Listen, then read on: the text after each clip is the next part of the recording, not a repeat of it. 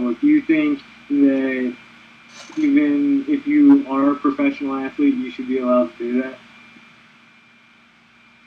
Now, that's a really good question right there. If you're a professional athlete, should you be able to bet on your own team? Yeah, so say Is that. that what you're asking? Yeah. That's okay. Now, at this point, just from the little bit that I know, I would say if you're a professional athlete and a member of the teams and you're a current member, you can be a previous member, a former member, retired or whatever, but if you're currently playing for that team, you cannot bet. There has to be some type of restriction on that, because then that can really corrupt the game. Okay, yeah, I was just going to say that'd be out of control. Yeah, that would be way out of control. I could see a guy that, is like 4.3 speed, running lightning bolt, and they throw him a deep bomb, and he's wide open, and he just sits there and drops it in 10 to drop it.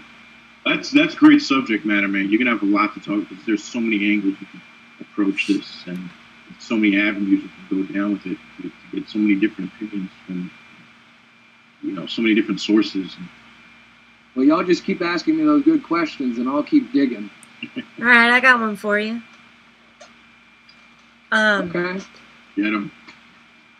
For the average person that is on a reasonable, for the average person that's not a professional athlete or, all that stuff, do you think that it would kind of sway the pros and cons if you put a max bet limit, like per game or something, like somebody could only bet $100?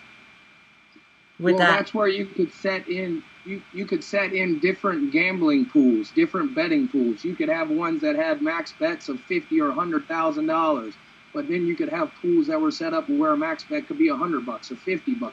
But that's what I'm saying, though. To tailor it towards people's income. But what I'm saying is, you had talked about people paying off the ref and stuff. Do you think that might sway the pros and cons if if anybody could only bet like $100 on a game, would that reduce the risk of the ref ever being paid off because there's not that much money at stake? That might reduce the risk, but then you got to think there's a lot of people that can come up with false names and identities and things like that, and they can make $100 bets over and over and over again if it's a multiple entry contest, and then they can still sway the ref and say, hey, look, if you do this, I'm giving you 50% of my earnings. Well, I tried. Oh, that's a question. I just came up with a hypothesis right there, just throwing something out there. Yeah, if you thought of it, there's definitely someone else that would think of the same thing.